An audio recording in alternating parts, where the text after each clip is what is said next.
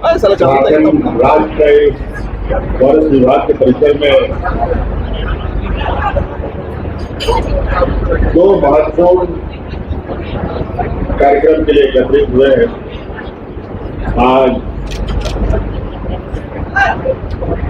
One पर्यावरण दिवस भी है और पूरे देश में आज इस दिन को मनाया जा रहा है। दुनिया में मनाया जा रहा है और दूसरा कार्यक्रम यहाँ पर सुरनटोली फ्लाईओवर आज राज्य की और राजधानी की जनता को समर्पित करने के लिए हम लोग एकत्रित हुए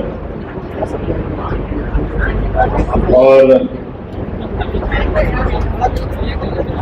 आप सबको मालूम है कि पर्यावरण कितनी बड़ी चुनौती आज इंसानों के लिए बना पड़ा है, मानव जीवन के लिए बना पड़ा है,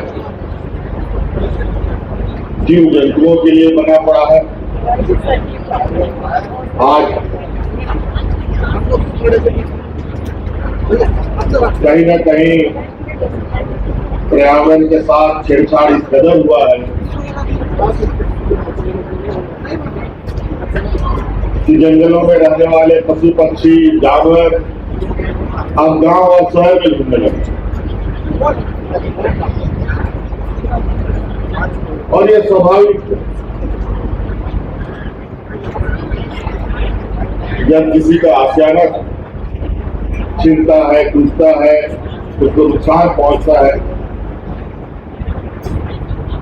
तो हर कोई अपने नई नई जगहों की तलाश करता है। जानवर तो छोड़िए, इंसान भी वैसे ही करता है।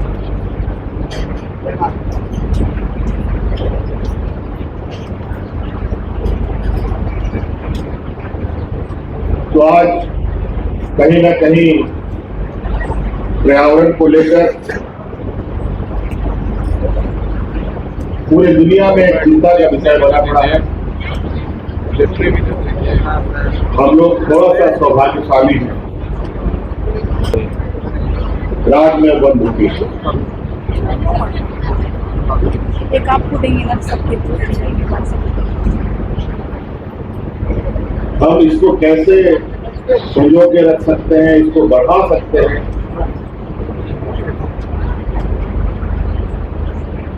पर्यावरण सुरक्षित रहेगा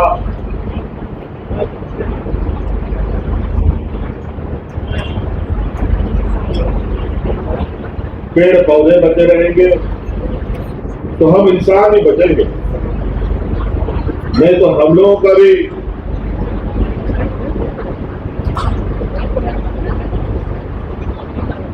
बुरे दिन देखने में हमें समय नहीं लगेगा।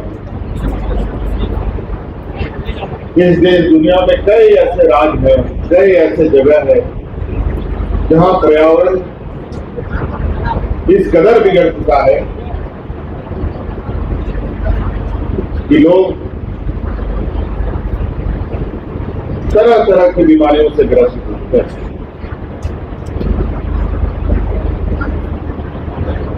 इसीलिए जरूरी है और झारखंड में तो हम सब लोगों का स्वभाव है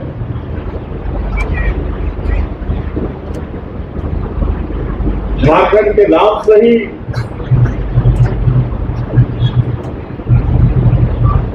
झारखंड का एक चित्र आंखों के सामने आता है कि हरियाली से भरा ये नदी, पहाड़, जंगल से भरा ये राज्य और हम लोग स्वाभाविक रूप से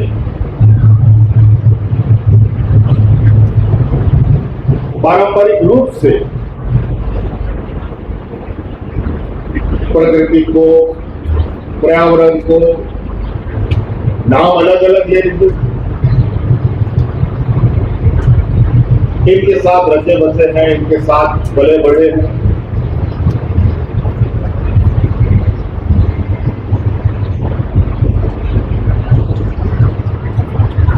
इसीलिए आज कहीं ना कहीं कई कारणों की वजह से इन सब क्षेत्रों में बड़ा नुकसान देखने को मिला। इसीलिए पर्यावरण दिवस का महत्व आज के दिन में और बढ़ता है। हमने तरह तरह तरीके से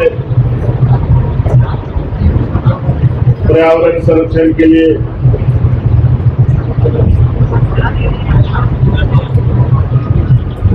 कई प्रयोग किए।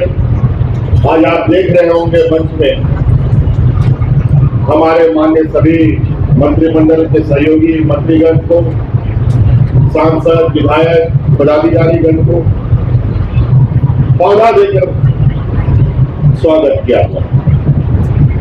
यही परंपरा पहले गुलदस्ता देकर के स्वागत किया जाता था। तो हमने कहा नहीं, गुलदस्ता की जगह पेड़ देने की रिवाज को प्रारंभ करो। एक आदमी एक पेड़ तो बचा सकता है। हम नहीं कहते कि आप पूरा जंगल बचाओ, एक पेड़ बचाओ, फिर देखो बदलाव किस तरीके से आएगा। इसीलिए ऐसे चीजों के साथ दोस्ती करना जरूरी है, जिससे हमारा जीवन को कोई खतरा ना हो। अभी प्लास्टिक खत्म करने के लिए भी एक मुहिम देश में चल रहा है कि प्लास्टिक को कैसे खत्म किया जाए।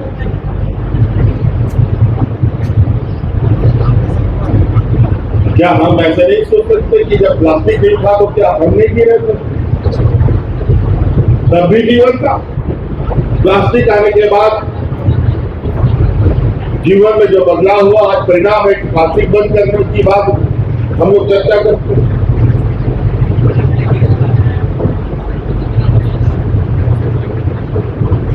हम लोग का गांव देहात का लोग तो मोटरी बांध करके गमछा में, लुंगी में, धोती में, साड़ी में बांध के चलता, वो कभी पर्यावरण का नुकसान नहीं करता। लेकिन आप छोटा सा प्लास्टिक का बैग आपके जीवन खतरे में डालने के लिए काम। कई राज्य इस प्रदूषण से जूझ रहे हैं। अभी तो हाल में हमारा राज्य अलग हुआ, 25 साल हुआ, अभी भी बात बिगड़ा नहीं है। सरकार कानून नियम बनाएगा, उससे कोई फायदा नहीं होगा जब तक हम अपने मन में चीजों को नहीं गांठ बांध ले कि हमको ये काम करना है, ये काम नहीं करना। आप लोग सोच लीजिए, सभी चीज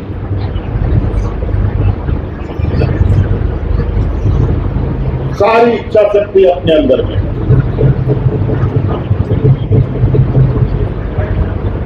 आज विकास की ऊंचाइयों को भी छूना है, पर्यावरण भी बचाना है, मानव जीवन को भी सुरक्षित करना है। ये सारी चुनौतियां साथ साथ चलेंगी और इसको कैसे हम लोग बैलेंस बना के चले, यही हम सबों का सबसे बड़ा चुनौती होता है।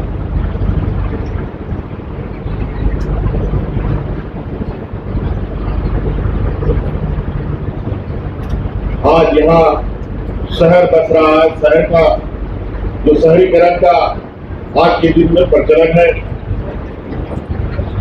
शहर में बहुत बड़े पैमाने के लोग अलग अलग कारणों से बसना शुरू करते हैं। गली मोहल्ला पैदल चलने का जगह नहीं है, फिर भी वहां लोग बस रहे हैं। और कल को कोई दुर्घटना घटती है तो सरकार को, अन्य संस्थाओं को तरह तरह की बातें सुनने को मिलती है।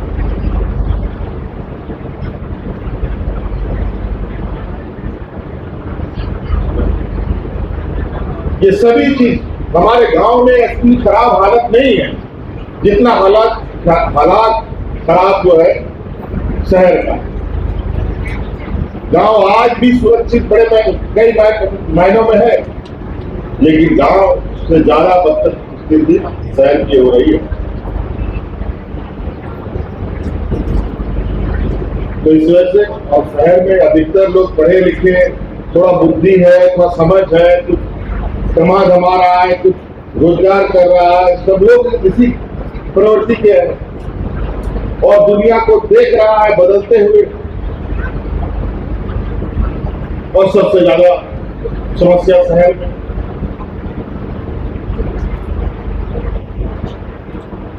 इसीलिए कहीं फ्लाईओवर बनाना पड़ता है, कहीं अंडरग्राउंड बनाना पड़ता है, कहीं कुछ। यहाँ हम लोग को पानी पीने के लिए बड़े बड़े डैम बने हुए हैं, लेकिन हम लोग सब लोग डैम के किनारे ग्रीन एरिया में घर बना करके उसको भी खोल करके खत्म कर देते। हर चीज कीमत चुकानी पड़ेगी, जान लीजिए सभी को, हमको, आपको, पड़ोसी, बूढ़े बुजुर्ग, बच्चों, सभी को। आज शहर के हालत क्या है, इतना जाम होता है और आपको कभी कभी खबरों में देखते हैं कि स्कूल का बच्चा सब 4 घंटा 3 घंटा बस में गर्मी में पक रहा है। कैसा लगता होगा?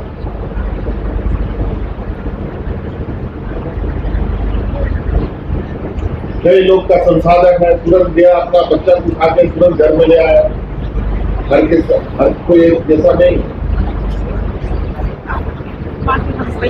और कुछ बच्चा के लिए सड़कें बनाने पड़ती है, जमीनें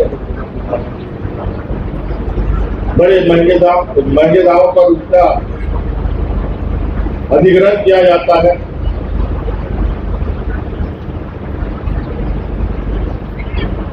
तो घर ही ऐसा क्यों नहीं बनाया कि हमारे सामने चौड़ी सड़कें हो जहाँ आने वाला 50 साल तक कोई समस्या ना उत्पन्न हो।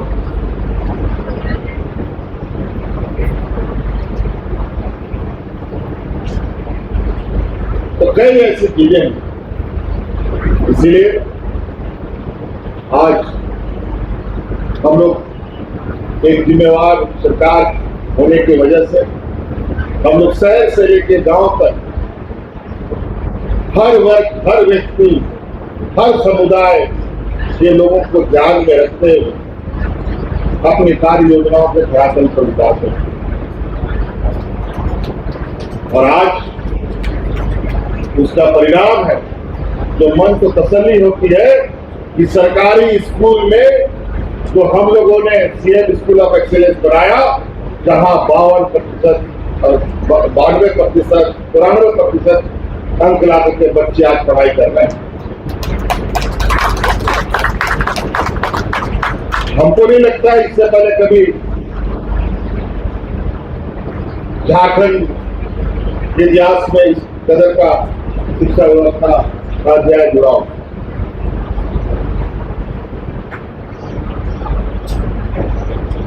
आज क्यों गरीब किसान, मजदूर का बच्चा इंजीनियर, डॉक्टर, वकील नहीं बनते? वो नहीं बनेगा और उसके लिए मार्ग कसरत हम सब मिलकर के करेंगे।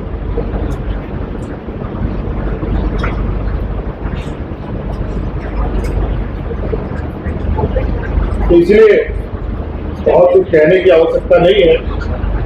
आज सिरमपुरी फ्लाईओवर बहुत चर्चा में रहा, अनेकों कारण से। उन कारणों के पीछे नहीं जाना चाहूंगा। आप ही लोग बताइए, आप लोग खुश हैं कि नहीं सिरमपुरी फ्लाईओवर? जोर से बोलिए, फ्लाईओवर खुश है कि नहीं? चलिए, बहुत बढ़िया। आपके इस मनोबल से हमें ताकत मिलती है और बेहतर काम करने का। किसी की भावना को ठेस न पहुंचे, इसका हम विशेष ध्यान अपने मस्तिष्क में रखते हैं।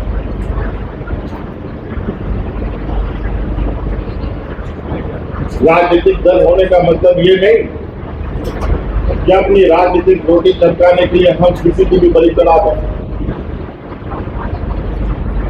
ये कम से कम इस सरकार में नहीं होगा।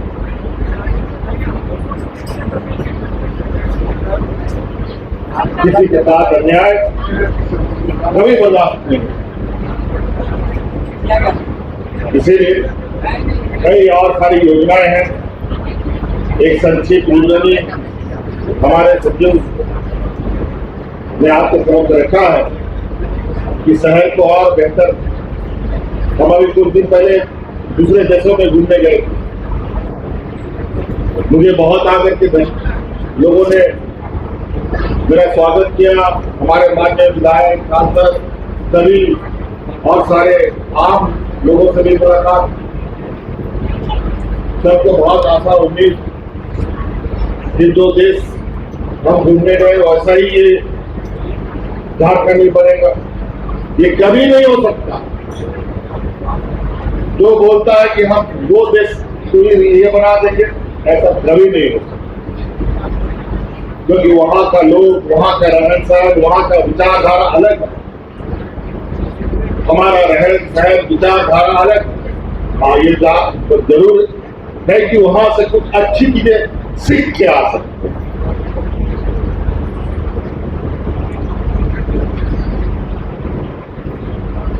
यहाँ बहुत सारे लोग अपने सस्ती लोकप्रियता के लिए बड़े बड़े वादे और बड़े बड़े बातें कह जाते हैं। इससे हकीकत छुपने वाला नहीं।